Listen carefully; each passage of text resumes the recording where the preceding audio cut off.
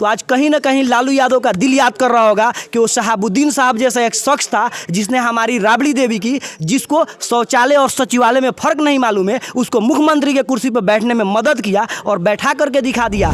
अगर हमको आप साइड लाइन करके अगर तेजस्वी यादव ये सोच रहे हैं कि हम मुख्यमंत्री बन जाएंगे तो वो सपना सपना ही रहेगा, क्योंकि तेजस्वी यादव की सरकार आज हरियाणा से चल रही है, बिहार से तो चल नहीं रही है। वो तो लालू यादव थे जो ज़मीन से जुड़े हुए थे, वो बना लिए कि सिर्फ हम यादव समाज को लेकर के अगर गोपालगंज से वो साहब फैमिली को, हिना साहब को इग्नोर करके या मुसलमानों को इग्नोर करके, चाहे किसी को साइड लाइन करके, चाहे अब्दुल बारी सिद्दीकी हो, और बगैर एमआईएम के अलायंस की अगर वो सोच रहे हैं कि हम बिहार के गद्दी पे बैठ जाए तो ये इम्पॉसिबल है। पूरी ज़िंदगी ख़त्म हो जाएगी, ये पॉसिबिलिटी में चेंज नहीं होगा।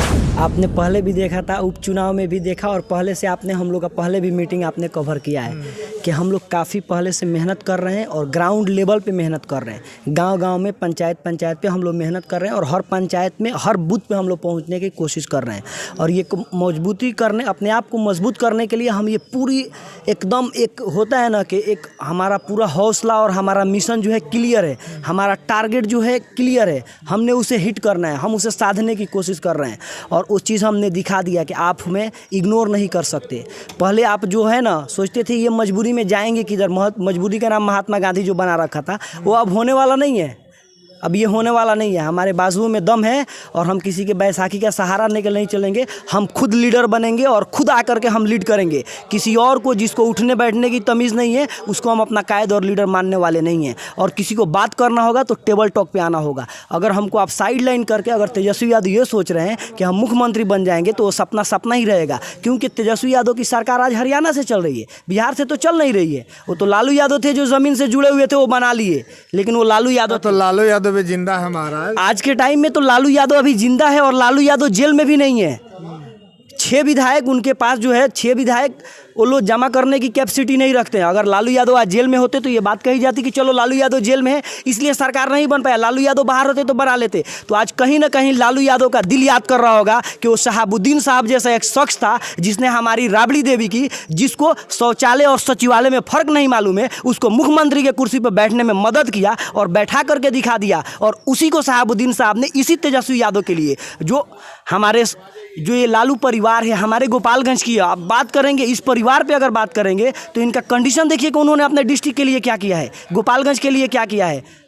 लालू यादव, राबड़ी देवी, चाहे तेजस्वी यादव, महाराज, ये तो आपको हम कुछ दिन पहले का याद दिलाते हैं, लाइन में लगा करके नौकरी बांट रहे थे। लाइन में लगा करके नौकरी बांध रहे थे तो अभी पहले ईडी को जवाब देना, उसका समन तो मिला हुआ है कि नौकरी के बदले ज़मीन।